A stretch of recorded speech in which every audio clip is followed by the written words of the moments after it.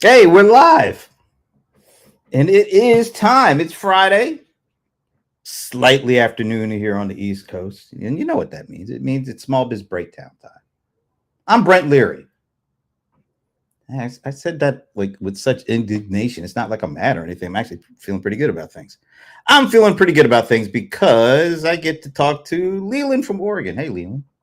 Hey Brent, good to be here. Good to be on a Friday. It's date night with the wife, so after this we're gonna get the kids off and relax for the weekend. Sounds like a good plan. Yeah, Good plan. Yeah. All right. looking Let's see forward to it. what's going on in the rock and roll land. Not the soul land. I've been told that. It's Magical Medina, and it is Ivana Taylor. And I am full of the rock and roll spirit today. I'm wearing my concert tee from James because Is we that are rock and roll land. King James or? No, see, it's a flower. That means like love. Oh, It's a big flower made up of little tiny flowers. that's lovely. See what I did there? Anyway, moving on, moving further east to our nation's capital. The man I still don't think I've ever seen without a smile on his face, and he lives in D.C. I don't even know how that's possible, but it is Shashi Balmkanda. Hey everyone, so glad to join from DC. And I have to say, like, even though I live in the outskirts, last week I was in DC, stayed in a hotel there for the Progress conference. So I got to see what a safe city looks like. Ooh, The wharf is a nice place in DC to go and have to have a meal. I almost forgot about all that National Guard stuff because, like every week we do this, so much just goes on from week to week. It's really hard to keep everything going. Yeah. But I think, and I could be wrong about this, I don't know. It feels like this week might have been even kind of bigger or possibly bigger, or maybe it's nothing at all. Who the hell knows at this point? I don't know. But let's get into it a little bit. Oh, before we do that, let's say good morning or good afternoon, wherever you are, maybe even good evening. But good morning to Mazur Uddin. I hope I said your name right. And it's very good. Mazaruddin. Okay. Is that, wait a minute, is he one of your friends that isn't on Instagram? Is that what's going on here? No, no, no. On Instagram, I'm saying hello to Jatinder Kapoor. But yeah, thanks, Mazar, for joining. And it's good to see you. Thanks for joining us. And all right, I'm gonna pick just a little bit of a nit with you, Major, because this is not an event. This is a weekly show. Come on, guys, back me up. It's a weekly show, right? It's a week, yeah, but it's an Okay. event every But week. it's It's very very eventful. eventful. Yeah. Yeah, we are on the same page. All right, there. I'm just having fun with you. Thanks for joining us. All right. So I think I put a title on this. Sometimes I should pay attention more to when I'm actually writing the title because right now I don't have the verbatim, but I know what it's about. It feels like, based on some of the things, and I'll kind of outline a few of them. It feels like we're operating in a post-capitalism economy right now. I'll tell you, there's a couple of reasons why it doesn't feel like our father's economy or capitalism or something like that. I think just today, our president was talking to the president of China Mhm. to make a deal for a company, a privately owned company called TikTok. Well, it's TikTok. It's owned by ByteDance and all these, but the heads of two countries are making a deal for a company, and kind of the folks who seem to be a part of the deal company wise are folks who tend to be pretty chummy with at least one of the presidents, say it like that. Earlier this week, Nvidia made a deal with Intel. Mhm. I think it's like $5 billion kind of investment or something like that, partnership. But I don't think that deal would have ever been made if it wasn't for the fact that our government basically put an investment into Intel. And then got all this stuff going on with, it's kind of hard to keep track of some of this stuff, but, the Fed lowered interest rates. Good thing. And it was even with including the new Fed governor, who was kind of a hand-picked guy by our current president. But the surprise actually was he was the only person that voted against the rate decrease. I think he voted against it because he wanted to see a bigger one. But it was kind of interesting that the other folks did not necessarily go along with him. They kind of stayed together, I thought that was a little bit refreshing. And then let me see. Am I missing something? You let me know if I'm missing something. I think I got most of the big stuff. Yeah. So it feels like. There's a big one. I almost forgot this whole FCC thing. Now I am not. I don't watch late night TV, so I don't have any skin in this game. But it feels like people are getting fired because, I don't want to get too specific, but it feels like even from the kind of the mouth of our president, we have apparently stations that he feels aren't giving him enough positive coverage, and that they need to think about that coverage when it comes to their license. And the FCC new commissioner, well, the one that came in with the current administration, said, you know what? These folks, these big companies are making these big deals. They might want to think about the coverage when we think about approving these big deals, like Nexstar and what's that tech? I never get that name right. TechNet or whatever. It's like a $6.5 billion acquisition. You might want to start thinking about that as you let people say whatever they say on your network. I know that was a big buildup, but that all really bubbled to the surface just this week. So my question to you is, how do you feel about that? Do you feel like that's capitalism and free markets as we kind of grew to love? And what, if any, impact do you think it'll have on us, the little guy, the small business folks? Is all this change, is all this transactional relationships at the very top of our government and business, does that have any impact on us little folks who have no say at all in what all that is doing? Whoever wants to take that on, feel free. Before we begin, I think just proof that we are broadcasting to Instagram. Leland, Lyceum says, hi. Lyceum, Martin. Yeah. Martin, yes. I'll send you a reminder about the book fair. And also hi to David Berkowitz, who joined. And hi to Brent, too. So that's proof. Yes, I wish Ramon was here. It's recorded, so we'll have to make sure he watches. Yeah, but I want to comment on what you just said, especially the last part, right? Like one of the things that happened in the last few years is the right to freedom of speech, I think, was like very sacred in the US. But the right started going away, not necessarily this year, but even previously. And I'll tell you what I've seen is, like, I could literally stand in front of Leland's house on public land and say whatever I want, right? Leland can just say like, hey, this is nuisance, tone down after 9 o'clock, this decibels, but he can't say like, Shashi, stop talking. But I think ever since the protests started about, wars and things like that, people who didn't participate in the protests were not feeling safe.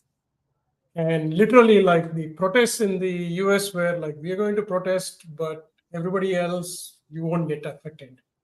That started being disturbed before. That's one part of it. The second part of it is I don't watch late night. I actually listen to the podcast the next day.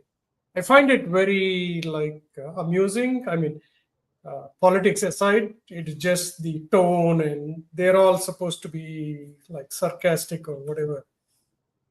I mean, threatening companies that host their shows, I think, is going beyond.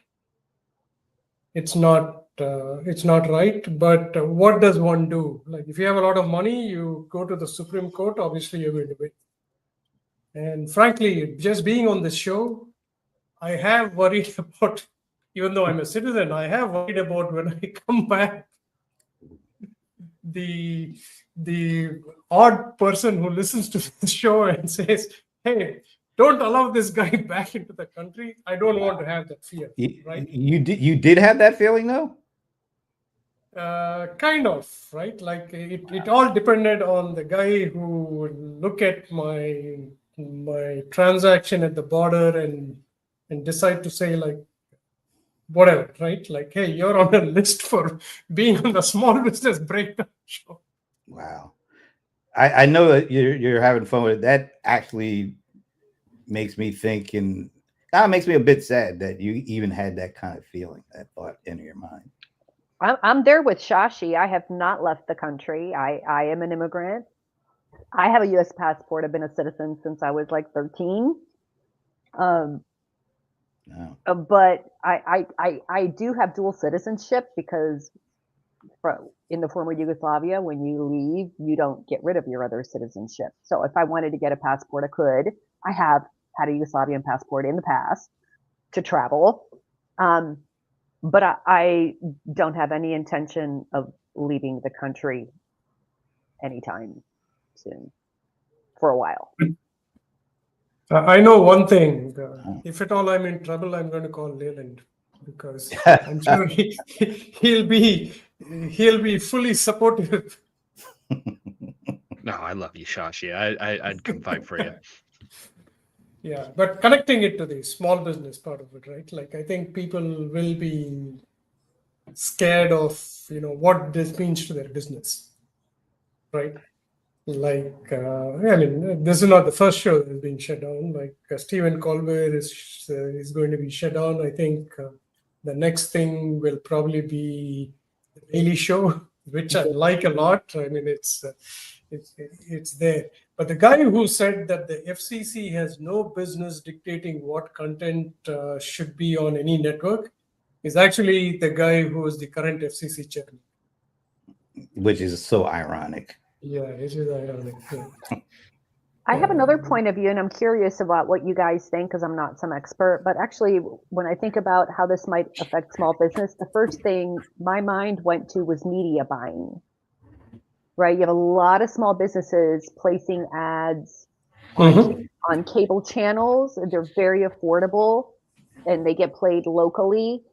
And I do wonder what impact, if any, that might have on their messaging, like what they choose to put out there as their message. There used to be, back in the Stone Age, when I was in school, there were lots and lots of rules about what could be advertised, what couldn't be advertised. Like back in the day, you couldn't advertise pharmaceuticals, legal lawyers, practices, right? doctors. I don't know about financial services, doctors. There were like a lot of things that you could not advertise. And then when you were going to advertise that, when that started trickling in, there were lots and lots of rules about, like, what is factual, what are you allowed to say, and what kind of supporting information do you have on that? And the intent behind that was to prevent snake oil. That's the only thing I can think of, right? There was an intent to prevent fraud and snake oil type stuff. I believe that those regulations have been lessened quite a bit based on the kind of stuff you see. It's actually coming back, Ivana. Is it coming back? I'm seeing in Facebook, for example, I have a client who's an elder law attorney, and we have to walk a very fine line, because he is an attorney, but at the same time, the kind of things we're talking about, we don't want to get dumped in the financial services bucket, right? So there's words and phrases that you can use and not use, but that's kind of what came up for me. How about you, Leland? What do you know? So this kind of stuff, I mean, government involved in, for lack of a better word, censoring essentially opposition has been happening for a while now. I know that even in the Obama era, they went after some journalists and the IRS under maybe some questionable hints, went after the Tea Party. There was some heavily, all of a sudden, massive amounts of audits on the Tea Party. Biden, Jen Psaki, I think it was, actually openly admitted, yeah, we're talking to Spotify and seeing if we can kind of, curb Joe Rogan. Openly admitted it in a press conference. The FBI actually contacted, and this was actually, emails were like given out when Elon Musk took over Twitter and said, hey, we got all these emails from the FBI telling Twitter at that point to silence a certain laptop story. So, I mean, I'm not the biggest fan of basically, government telling private companies what they can and cannot report on. I do think, though, given what this is all about, ABC is going to be very hesitant because in the past, you got like the 60 Minutes. Donald Trump sued 60 Minutes. They settled out of court, I believe, but ultimately Donald Trump won because of the kind of unfair coverage that was given within a presidential kind. So there are rules when it comes to that. And then there's, situations like the Kyle Rittenhouse, the Covington kids, where these news organizations went out, provided verifiably false information. I mean, it wasn't even like, well, we didn't have all the information at that point. They knew all of the information. They chose to provide a false narrative, and they got their butt sued, and they lost.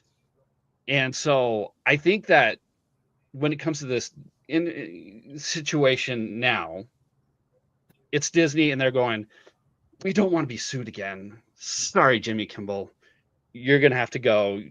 And from what I've heard, they're also not making enough money. Like when it came to Stephen Colbert, he was hemorrhaging $40 million a year. And so people are like, oh, no, it's because he said something negative about the current president and they're caving. It's like, no, he hemorrhaged $40 million a year. And he was told months before, while his manager was told months before. And it had nothing to do with the political situation that happened days before the announcement went out. And so I think that there's a lot of nuances with it. And I think ultimately when it came to Jimmy Kimmel, which is what the situation is about, I just think that Disney didn't want to get sued. And so they quickly threw it under swept it under the rug and said, we're taking care of it inside, internally. So, I mean, that's what I got on that situation. Hey, sorry, go ahead. I was going to say, and let's just talk about market demand and feedback, because I really like what you brought up, Leland. I want to talk about SNL briefly, right? Because it's something that we have all experienced, the shift in comedy styles and what maybe the people who are creating that think is funny and maybe what we all as an audience think is funny. We all remember SNL for character comedy, right? Mm-hmm. The wild and crazy guys, the shark at the door, the soup Nazi, the like whatever. There are no, that wasn't SNL. The soup Nazi was Seinfeld. But the church lady and the whatever, right? Because that was like character comedy. They create comedy around these characters, which we can all get behind, right? This is like we all know them for decades, and now they've moved into this, what they call situational comedy, like take someone, put them in a particular situation, and it's just like not that funny. And the same thing with whether it's Kimmel, who used to be on the Man Show, which is insanely politically incorrect and was one of my favorite shows ever, right? Leland's laughing. It was like so bad. But the ratings, people must have liked it because it was getting ratings. You know? It was getting ratings. And I wish that they would talk about that more, because I have heard critiques. I've heard, like you were saying, I've heard both sides of these critiques. And the one that I used to love Kimmel. I used to love The Daily Show. I used to love a lot of late night TV, and I've quit watching it because, I'm sorry, it's like lazy comedy to just get on the same topic every single day, right? Now, I have heard comedians say that it's just easier to write content just because one side is just so over the top. But I would argue that both sides tend to do things that are over the top that comedians can get behind. But the bottom line is you could be losing more than half your audience every night. I'm not a big fan of a variety of things that are going on, but I don't want to hear about it every single day right before I go to bed. Yeah. Well, you know what? Here's the thing, though. Just me personally, getting back to the kind of the free markets and capitalism theme. It used to be a time where if you didn't like something, you would just turn the channel, and if a lot of people turn the channel, the show gets canceled. This ain't the case. Those folks might not be making as much money, but they still had a pretty big audience of folks.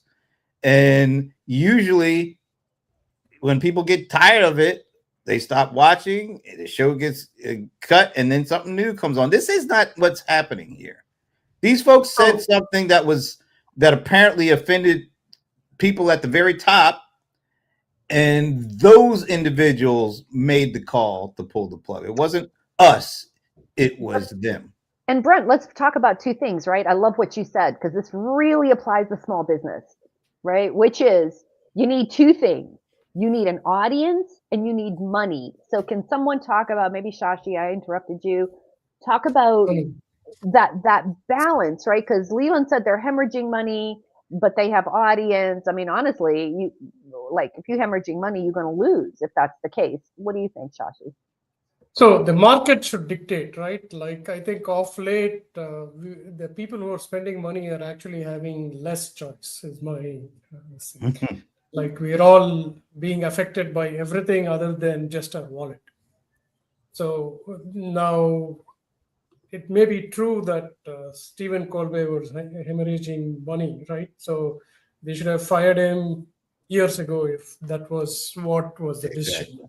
Yeah. Now, people quote the late night viewership, and I think as a country, we are all sleeping early nowadays. Or we just had so many other options before, when there was only 3 or 4 options. Yeah, they all had these big audiences, but that's not the case. But the point I'm making is, I only listen to podcasts to all of the shows that we've mentioned, right? Now, I do agree that some of these shows, the only theme that they have is, the party in power, which gets boring after some time, right? Now, what I try to do is I try to listen to both sides. So have you heard of Gutfield? I might even make it to the Gutfield show, because he talks about everything.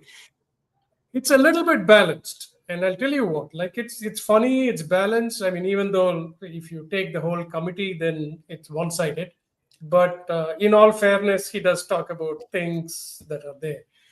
So if I don't enjoy a show, I'm going to shut off. I'm not going to subscribe to Paramount, and I'm going to shut off. But the danger that I see as a whole is comedy is actually reducing. Killing and horror and entertainment is actually increasing, which bothers me a lot. Where I listen to comedy nowadays, other than Wait, Don't Tell Me on NPR, is BBC or Canadian Broadcasting. They have a lot more comedy. And they do talk a little bit about politics, but mostly it's about like ordinary things. But people nowadays, and this has been all for years, when people are asked, if you believe these surveys, I'll just put it there. So a lot of people, when they get surveyed, they ask, where do they get their news from? It's from comedy stuff. It isn't from, I mean, I can't remember the last time like I actually watched the evening news featuring whoever. It might have been the days of Tom Brokaw, Peter Jennings, and that might have been the last time I watched that. Apparently I'm not alone. Most people say they get their news, but they're really saying where do they get the views backed up. They go to these things that were never meant to be fact, because they're not people that are journalists. They are people that are opinionists, you know. And because we like opinions and we like people whose opinions match ours, we gravitate to it. And I'm saying, just generally speaking, not it's not a right thing, it's not a left thing. It's like an American thing at this point. And so because of that, news organizations find themselves in a really weird position, meaning they got to find a way to keep an audience. And so going back to the Kimmel thing, and you know, one of the things is, who was the first with Colbert? Yeah, I think he said they were bleeding money, but they had an audience apparently that they wanted to keep because that audience meant a lot to them. But you got to also trace it back to the big picture, which is the $6.3 billion deal that these companies are trying to win, and they're trying to curry favor to the FCC because they're the ones that's going to approve the acquisition. And so if the FCC guy is saying, you know what, you know, we don't like this guy on your network, maybe that will factor into who we approve for the deal. That's the bigger picture. That's the thing that, and I think it's the Next Star, their bid for this thing. They also are trying to get a thing waived, a regulation waived, because there's some kind of regulation that says no one vendor can reach more than 39% of the American audience with their channels. And they're also trying to not only get the deal, but they're also trying to get that waived, because if the deal goes through, they go from reaching 39% of the American audience with their channels to 50. That's way more than a Jimmy Kimmel and a Stephen Colbert. Matter of fact, that's why they're so easily getting rid of these guys, because it's like, oh, you mean the FCC says they don't like Kimmel and FCC is going to be the one to approve the deal? Well, guess what? Kimmel is gone. And that's the big picture of all this stuff. And by the way, hello, Amber. We are so glad. Hello, Amber. Yep. So I went and I looked up the numbers, and I was correct. So Stephen Colbert, $100 million to produce it in a year, and they bring in about $60-70 million a year in ad revenue. That's a lot of money just gone. And yeah, I would be like, well, and you know, this is the lesson for small businesses. It's like, well, if you're hemorrhaging money, start cutting costs. So, you know, start producing it at $50 million. Cut your budget right in half. Try to do that. But I would imagine that it's like, well, how do we do that? And can we feasibly do that? But let's get back to the point about why now? Why did that happen when it did? Because it's been hemorrhaging money for a long time. It wasn't just this happened. This got done for a specific reason beyond the money. Because once again, $40 million net loss, $6.3 billion with a chance to get 50% of the U.S. market. That's like lint in my pocket. So we gotta all of us, or maybe we don't. Do we, as small business people, do we try to look at this big picture and try to see what goes on, or does it even matter to people out there? I don't really think it matters, to be honest. I'll tell you where it does matter. And I don't know, you guys are clearly following this much closer than I am. I've actually been following more like local TV and print media, where back in the day, like maybe 50 years ago, there would be small broadcasting companies that had these affiliate channels in your local thing. That's right? what Just the Sinclair Group has. I think they have a lot of local perfect. That's the name. Yeah. Yes, Sinclair Group, right? Or let's say, for example, I live in a market that is overlapping between Akron and Cleveland. People who live in where I live in Medina, Ohio, they can go to Cleveland, they can go to Akron, they can go to Canton, where that's the point. You're equidistant.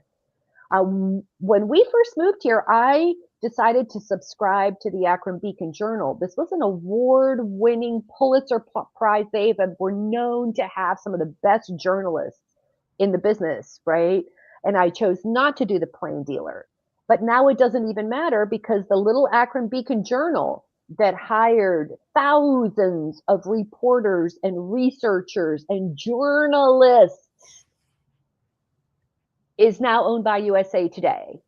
So I've been hearing about all these media, what used to be run by entrepreneurial organizations, independent business owners, are now being snapped up by these large media conglomerates. I don't know what the intersection is between that and the kind of things we're talking about, ABC, NBC, that kind of stuff, whatever.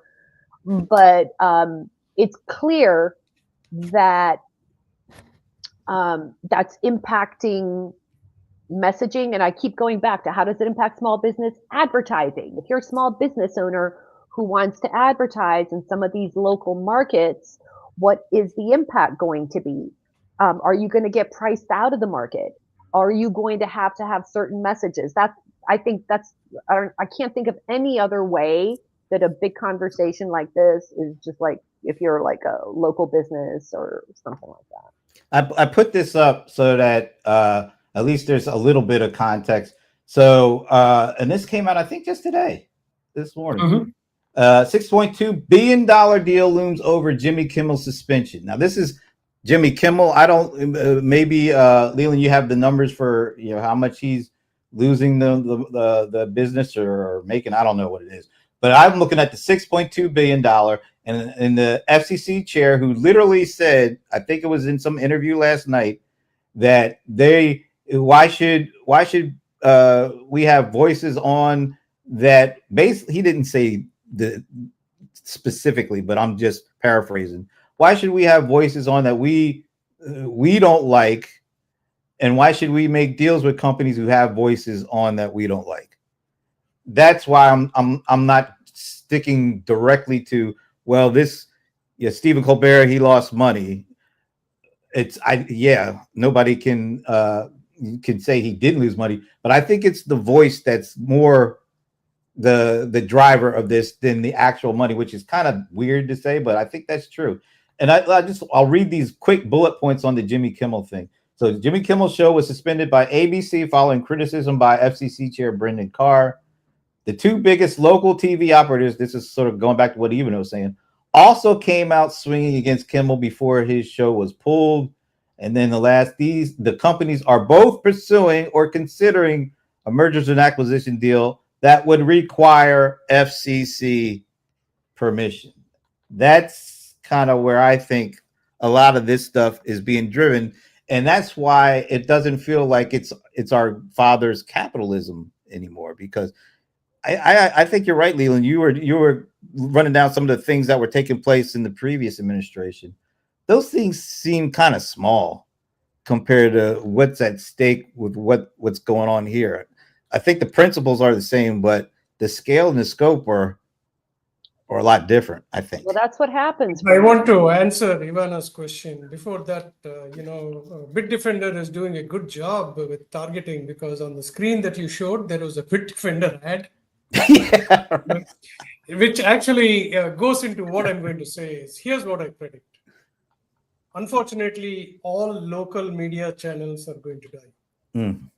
NPR got defunded, which means NPR will still survive because of donations, but all these small area, like what you said, Ivana, they're going to die. So, Shashi, just to interrupt you just for a second, PBS is going away because somebody didn't like the coverage he was getting. Yeah. So now what's happening now is, like, one thing that small businesses have to be aware is, we don't go to a TV, we don't switch on our TV and say, like, look, I want to see the advertising and I want to see this, other than games, right? Which require, like, we want the huge 80-inch TV, we want to watch the games. But most of the other times, the only time people switch local TV is when there's a disaster, because they want to know, like, what's happening in their neighborhood. Otherwise, local weather. Everything else is online. Now, most of the time, I don't know if you all agree, is people pick up their phone first time when they wake up, and guess what? They have all their breaking news notifications. So news is actually coming to them, then they're going. And a lot of these local stations will go. Now, as far as Jimmy Kimmel, Stephen Colbert, they'll do well. The reason they'll do well is they'll move to YouTube or whichever channel of their choice, and they'll make a lot more money than any of these companies. So I don't think they're worried. as an audience will be okay. Now, one thing that I discovered, I don't know, do any of you interact with Google Discover? Not me. Sometimes you may not even know that's on your phone. Like, for example, if you use an Android phone, Google Discover, you just swipe right and you get everything based on your behavior of search and news that you're reading. I find that incredibly customized, and I look at it and say, like, okay, I'm going to Croatia, I get news about Croatia. I'm talking about Bitdefender, I get like a sponsored ad from Bitdefender. I suspect it's not very expensive to advertise there, but it's not entertainment. But Google just announced yesterday that they're going to include media sites, YouTube videos, and Twitter feeds that you've been following. So that almost becomes your like customized newspaper, right? So I think this politics part of media, I think people should just let the economy take care of things and not say what people should say or what people shouldn't say, is my viewpoint. How important is that deal that it seems like Google and Reddit are trying to do a new deal? How important do you think? Because Reddit is like showing up in all the searches now. It's like at the top of all. So it seems like, is there an opportunity? Is there a chance that Google could make a play for Reddit at some point? It will all depend. Like Reddit has not always been successful. Like I don't remember the founder of Reddit, right? Like what they did was they started writing their own community posts 1 or 2 years before they launched Reddit, and so it was seeded before. Then in between they had some big, when the IPO was coming out, there was a huge backlash to Reddit. But all said and done, one of the most important information comes from Reddit. And Reddit is another thing small businesses should consider advertising, because the eyeballs there are very specific. I also don't go to Reddit. Every morning I get an email about all the Reddit groups that I'm following. That's it, the groups. That helps me. But in terms of content, right? Google has content from all its sources. And somebody in Google headquarters sitting and thinking, which content do I not have? And that's probably Reddit. So say, okay, let's pay for it. So I think it's a good move. I'd hate it. Hi, Vishweshwar and Kadir. Yeah, Leland, you have a very different perspective. I would hate it if Google bought Reddit and all of a sudden basically every search was all Reddit posts, and it already is if you add Reddit to your Google search. Yeah, Amber is not a fan either. I have seen that like it's gone down a little bit. It's not as prevalent as it used to be, like a year ago or so.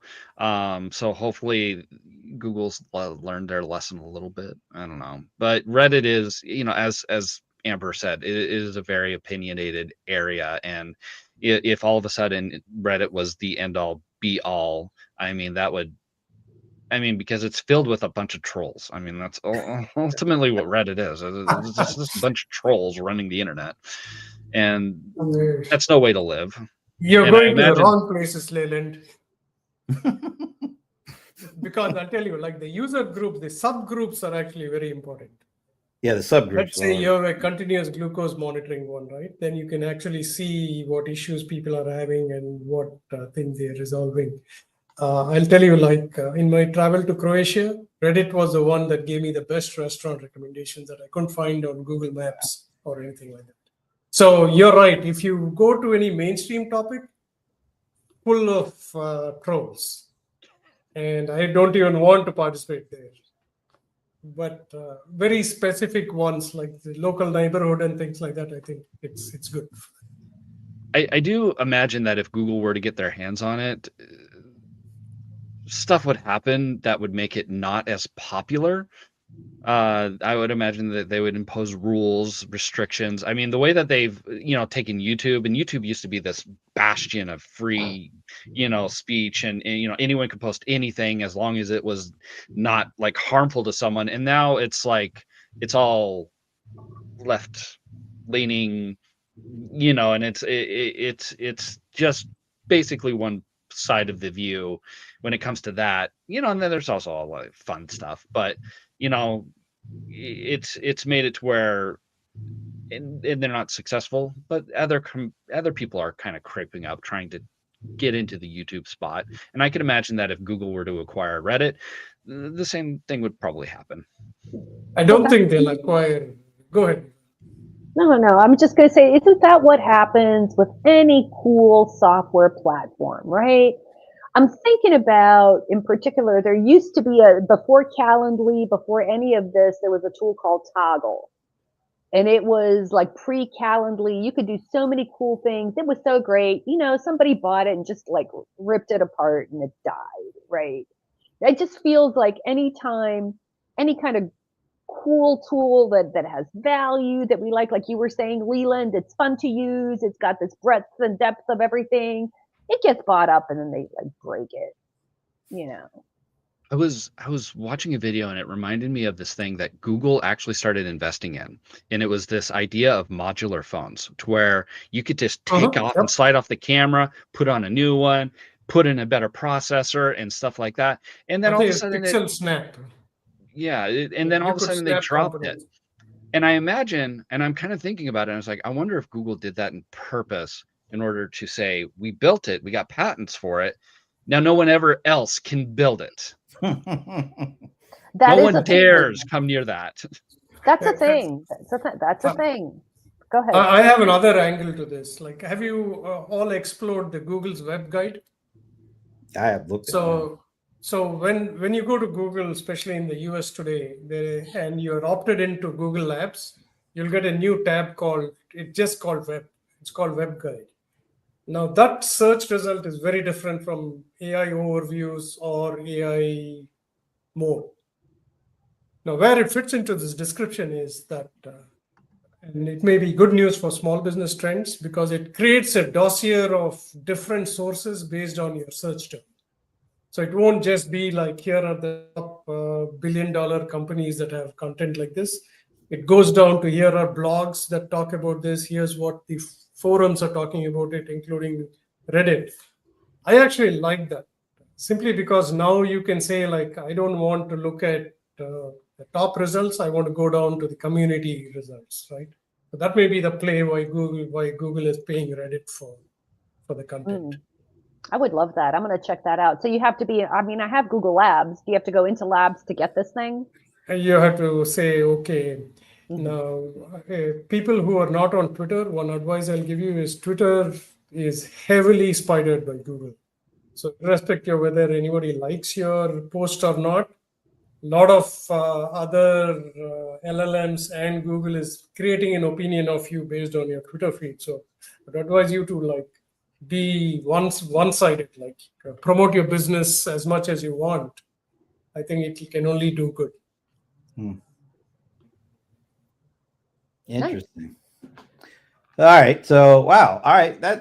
So that net, as small business people yourselves, and you talk to a fair amount of small business, do you think there's any reason for them to even spend any amount of time seeing what's going on currently, or do you think it's all up above our heads as small business people and we just keep on rolling as is?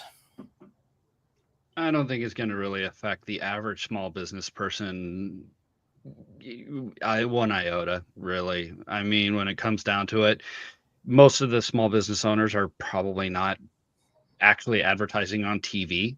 It's all going to be big pharmaceutical company. Like every other commercial on TV nowadays is for this pharmaceutical or that pharmaceutical. Most small business owners are going to be advertising online on Facebook where their people are, and they know that they can get actual targeting for their audience.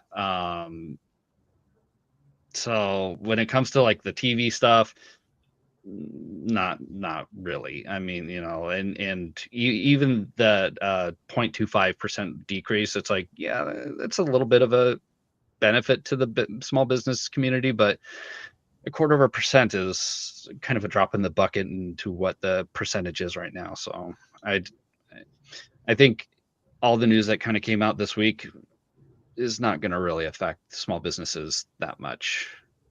I Even, think one. well, Shashi, Yeah. go. Go ahead, Ivana. Sorry. No, what? No, you go. I have a slightly different thing I want to bring up that we have not talked about that will affect small business, and maybe I'm stupid for thinking about it. But finish up, Shachi.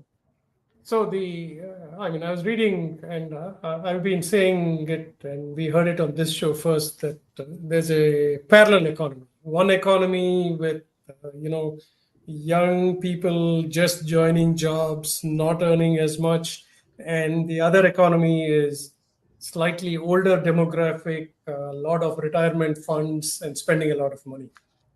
Now, I was listening to yesterday's marketplace, and I think some of the banks have started increasing the wages, which is actually good news.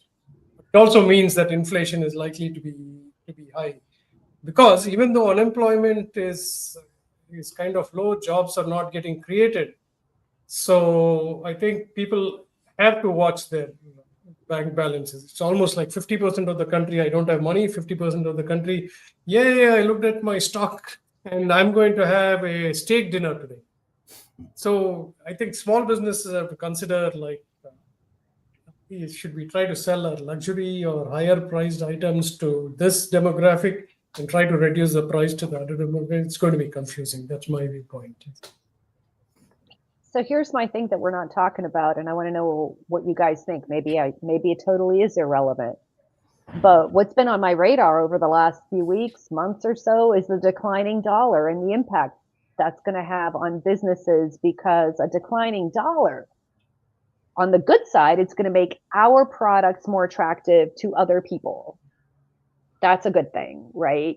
And I think that's a huge opportunity for small business owners. You know, we've had Reba on, not on here, but I've been on shows where we had Reba and Steve Strauss talking about the opportunity you have as a small business owner to expand beyond your local market and look internationally. And I think that is a huge opportunity for small business owners, even if you have a service, because you've got a declining dollar. And that means if you're a coach, if you're a consultant, everyone's working remotely, you might have opportunities of getting business outside the country.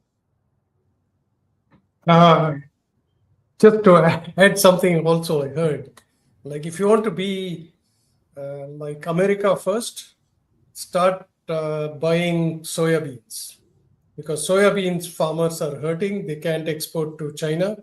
So change our diet so we can have, and there's another ingredient that's used in China and South Korea. I don't remember the name of it, which grows only in Kansas. So it seems like even if like things get back to normal, they are facing bankruptcy in the next 2 years, which I think when you told me about the US dollar, which I only think about when I'm going out of the country. Right, Josh? Did you feel it? Okay. Because it was a little bit lower. I think it's lower still. But when you were abroad, did that hit you? The previous year when we went, like the dollar was very strong against. We thought like, hey, this is 1:1, but this time it was like, oh my God, this seems a little more expensive than last year. Yeah, that's interesting. All right, so I can't get past this whole the branding thing, because everybody is so heavily focused on it. And just let us know if you get a FCC notice about this show. Yeah, yeah. If that happens, we are all in trouble, folks. You know? But so if we're still advertising and doing the traditional stuff, does it feel like, are we seeing any uptick in impact? Like, is the traditional stuff working any better now? Because it feels like people are still searching for a way to get separate themselves, build their brand. But yet and still, it doesn't feel like a lot of people are being happy about the results they're getting. So where do small businesses go to try to make themselves stand out? How do they do it? Because it feels like I saw some local advertising on YouTube TV. They tend to have some spaces that they allow for local broadcast, but that I think that's going to be few and far between. And it sounds like it might go away completely because the big guys are still wanting more and more of our time and attention, and making these kinds of deals allows them to do that at the expense of us small guys.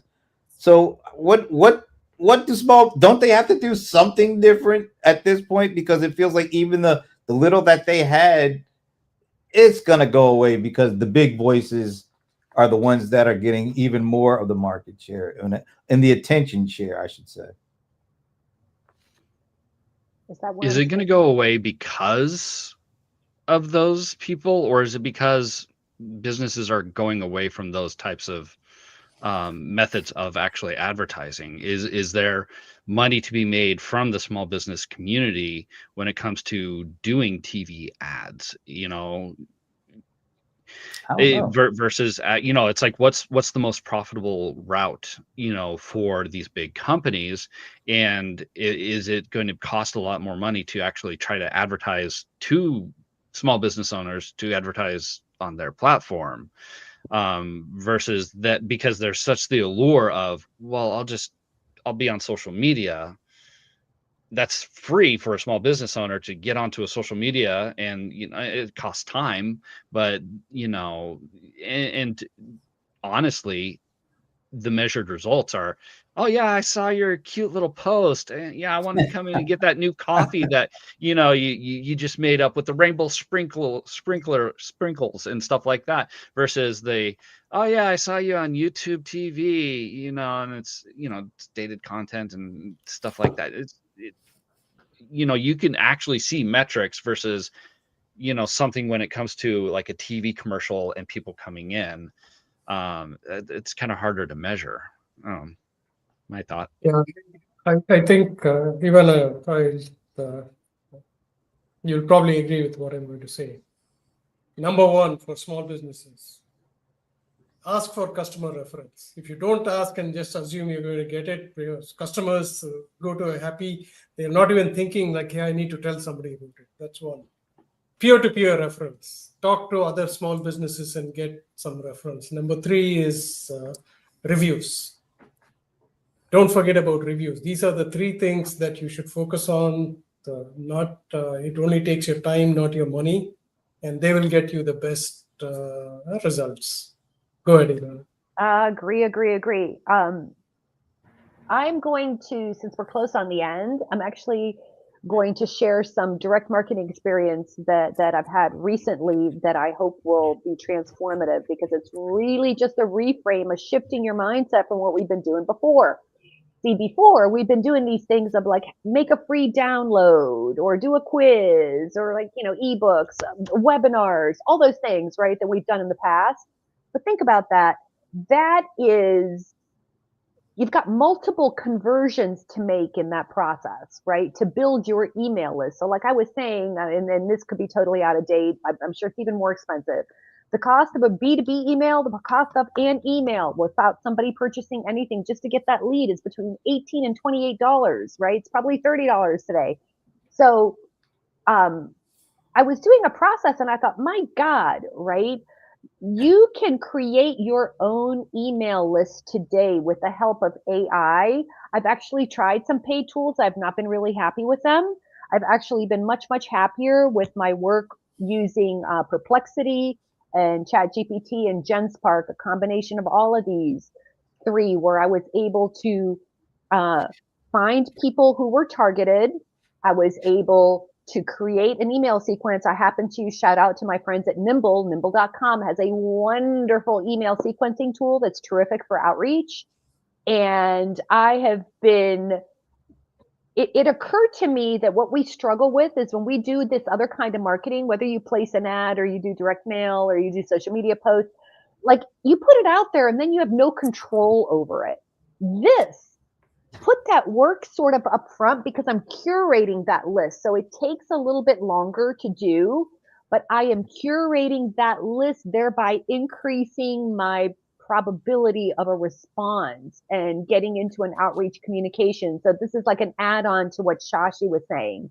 Obviously, you want to get referrals, but in the absence of referrals, doing this type of very hyper-targeted, meaningful outreach. Do not just lay on an email saying, buy my stuff. Nobody likes that, right? You'll have to do some thinking about how to get in conversation with that person.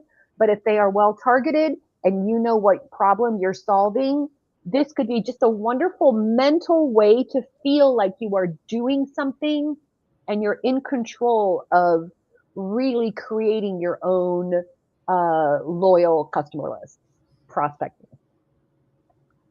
Yep, I agree. I got an email from my local pizzeria just 2 streets down. So, and I open it. So you're on point.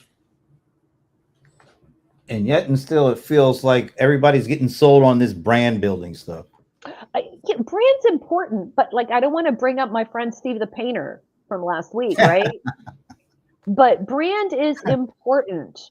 But Shashi, you mentioned reviews. So like this week, I wanted to do a LinkedIn post on Steve the painter. And then I thought to myself, I wonder how many Google reviews he had, because that's something he did not have on that ad. What would have been really great is if he had maybe created like a bit.ly link or a custom link that goes to his reviews, like seemyreviews.com or something like that. Steve the painter reviews. QR code. Right? Yeah, do a Yeah, QR code or something where you could see those reviews. So I ended up going to his reviews. And what I found, my friends, is he really only had 3 reviews, but they were glowing. So my point with that is to what Shashi was saying, make a concerted effort to identify those people who are going to give you that great review, because if you can curate that relationship and give them an experience that is worthy of a glowing review, that is really the easiest way to do it. And make that your focus, because think about what you'll solve. You will build your brand as someone who delivers on a promise, right? So like if you could do anything, create this incredible experience so good they'll have to give you a 5-star review. Because I don't know about you guys, but if I see 12 5-star reviews, 30 5-star reviews, do you know what that takes? Because there's got to be a troll in there somewhere usually. Surprising when there isn't, right? But it is possible. I've seen 2 businesses thus far. Even though Steve had 3, he had 3 solids. Yep. My question then, and then maybe it's for another day, is I think you all are right. I mean, when it comes to all these things you're talking about, the strategies, but why do people seem to like overlook these things? Because they are doing a video of themselves every day, doing stuff that I really don't care about, instead of doing like you're saying, focusing on creating experiences for customers, giving them a reason to rave about you. It feels like that would be much better time spent, but it doesn't feel like that's what people are doing. People seem to be just yelling and screaming how great they are. And, look, I do this every day and this helps me with my attitude. I really don't care about your damn attitude. I'd rather you like you showcase some customers. I want your customers. I don't want you saying how great you are. I want your customers saying how great of an experience you gave them. But why do you think people don't focus on that? Is it too hard for them? It doesn't feel like it's that hard if you create a great experience and ask, hey, would you mind giving me a testimonial, or would you mind just sharing your experience with with the folks It feels like that would be the best way to go, as opposed to I'm getting my coffee this morning.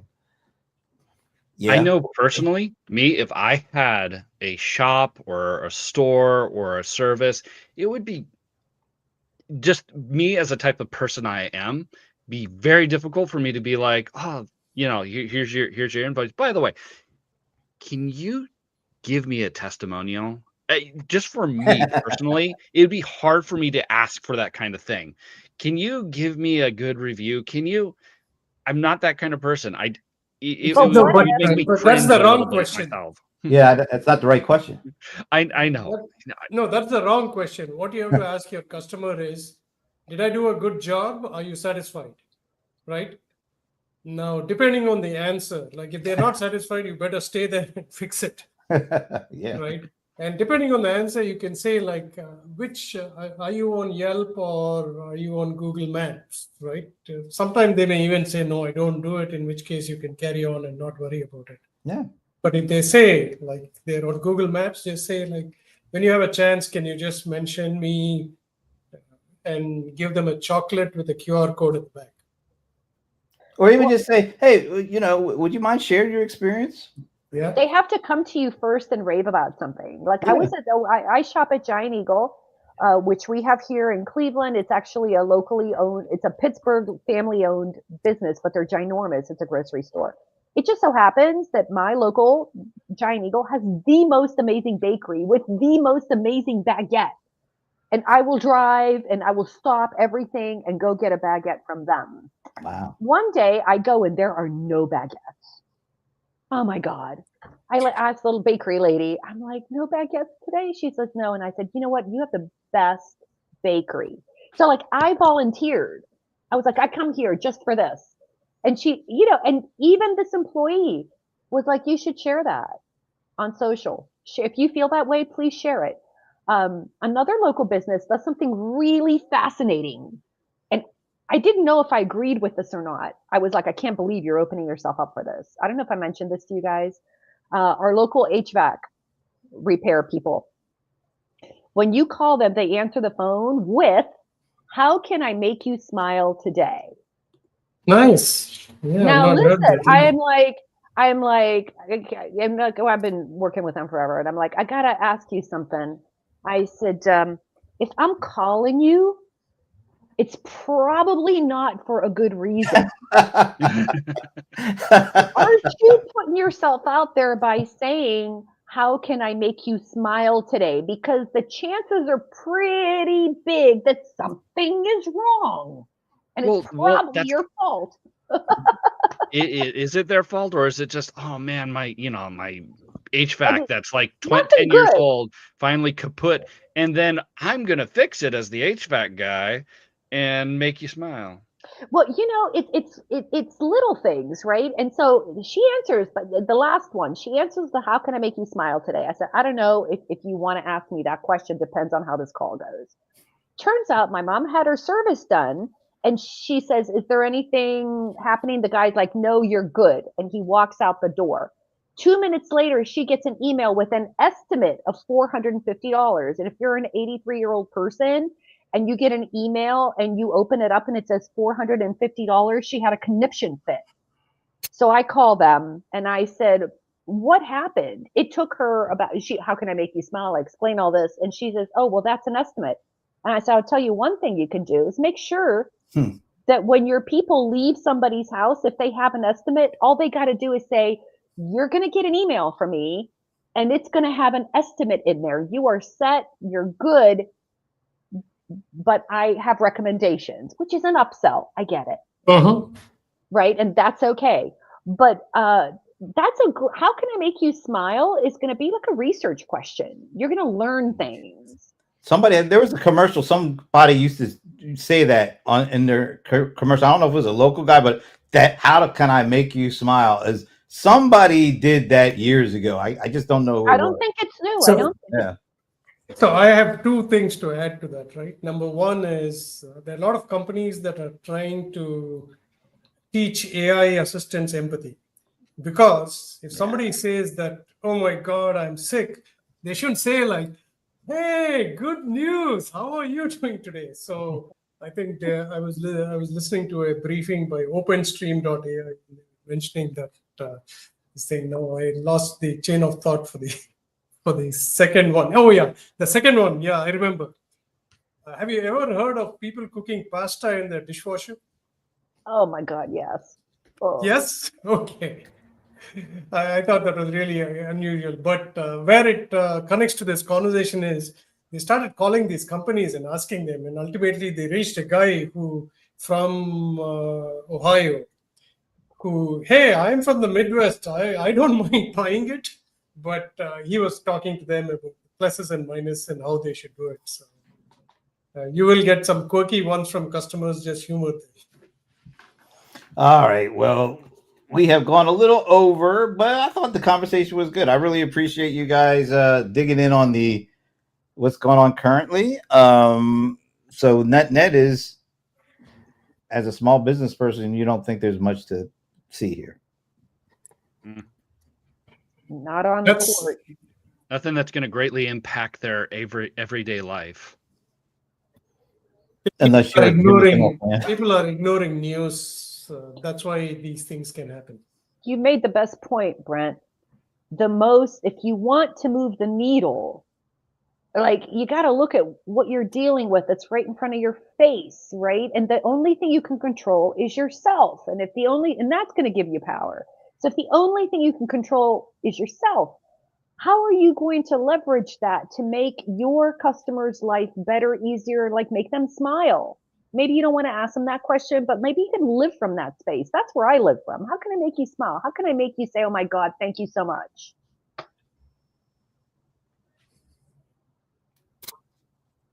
Oh, was that the mic drop? Yes. And you're right, Amber. It is always a pleasure having you join us, and then not just listening, but also all the comments. We definitely appreciate it. Absolutely. More love. So until next week, when who knows what the hell else is going to happen between now and then, we will see you next week for Small Biz Breakdown. Have a good weekend. Thanks, everyone, on Instagram. Thank you. We'll be publishing